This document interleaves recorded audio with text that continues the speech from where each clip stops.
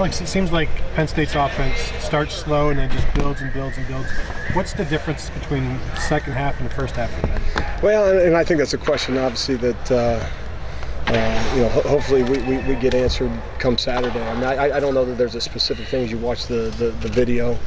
Anytime you're facing, explosive athletes, a quarterback that is as good as there is in college football, and what he does, there's a cumulative impact of them, running the style of offense that they use. I mean, there's multiple plays on any given down that you have to defend,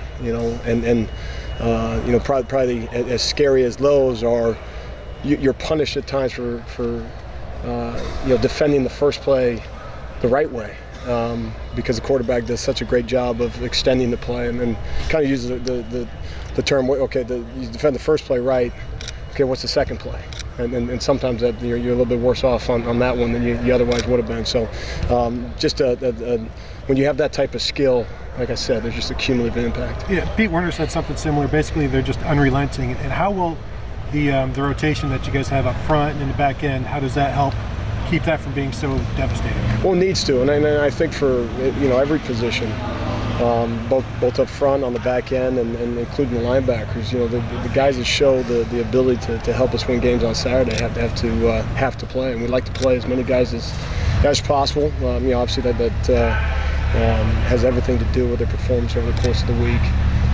But any rotation we can get certainly can help. And I think some positions have more depth than others, and those guys got to they got to show up on Saturday and play like a one. I mean, that's the message. If there's any drop off, then the one's got to go, and that happens in several instances. But like I said, just a major challenge for the guys. It seems like Pete Werner and Malik Harrison have gotten almost all the reps that matter at the two outside linebacker spots. Dante Booker was in there, flashed a little bit in the second half.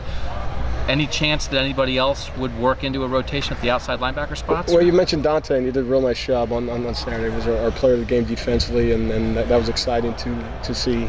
But it goes back to, I think, from a week-long preparation standpoint, guys got to do it on Tuesday, Wednesday, and Thursday, and not just show an understanding of the game plan, but also the ability to be a playmaker for the defense. And those two guys who kind of separated themselves, certainly to a point, that warrants those guys to get the bulk of the reps and have held up pretty well on Saturdays for us. Speaking, you guys seem to you're playing both Tough and Barron at middle linebacker, but it seems like it's not a rotation. It's maybe situational based on things. Just how would you describe what you're doing, how you're deciding when Tough's in the game and when Barron's in the game? I think it's probably closer to a rotation than this situation, but there are absolutely situations that you may lean on one as opposed to the other. They both show the ability to kind of the Mike linebacker, almost like the quarterback of the defense type of thing. Both have the command in terms of getting the defense lined up, making the appropriate communications in that, and then also the ability to make some plays for us. So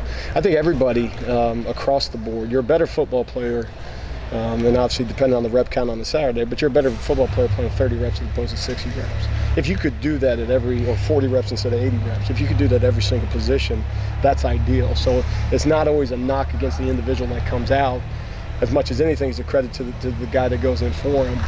And in a perfect world, you'd be able to do it at every position, and that's why right now we're very comfortable with both those guys at that position. When you're talking about guys that are separating themselves, you see Shaun Wade maybe starting to move up the depth chart in the defensive backfield, whether it's at safety or in the nickel. Do you guys have an ideal spot for where you want him to be? Well, and I don't think anything's overly settled in the second. We played a lot of guys, both at corner, at safety.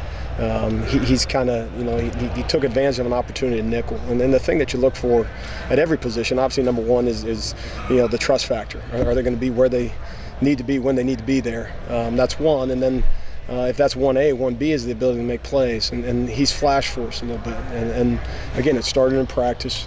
And then, some opportunities on Saturday. And so that's a guy, when you do those things, and you got to make a determination as a staff, is like you're saying, is what's the best position for him on the current roster to help us in 2018. And so we've kind of looked at a number of different spots, really from corner. He got some safety reps at the tail end of the game this past Saturday, and that was by design.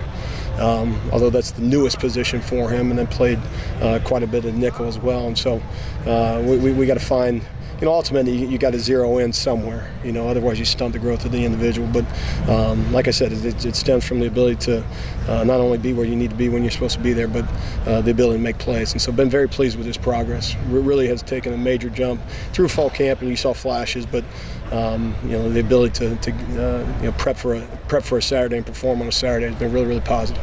Hey Alex, one thing that Jeffrey Okudah said Saturday was that you and Greg Schiano were both sort of preaching that this defense hasn't come close to reaching its ceiling yet. One, why is that your message to them? And two, how far away are they? Well, I think there's a number of things attached to that. I mean, number one, I think we would stand by that comment through 4 games. I don't think the standard here is even close to being met. The fortunate thing, you're able to say that with a 4-0 record. And so obviously the number one goal is to hold the opponent to one less point than the offense scores. But obviously our goals are much higher than that. You run the risk early in the season on either side of things to when things are going positive, as you get all figured out, and the next 8-9 games are going to be a breeze for you because of how you performed in the first 3 or 4.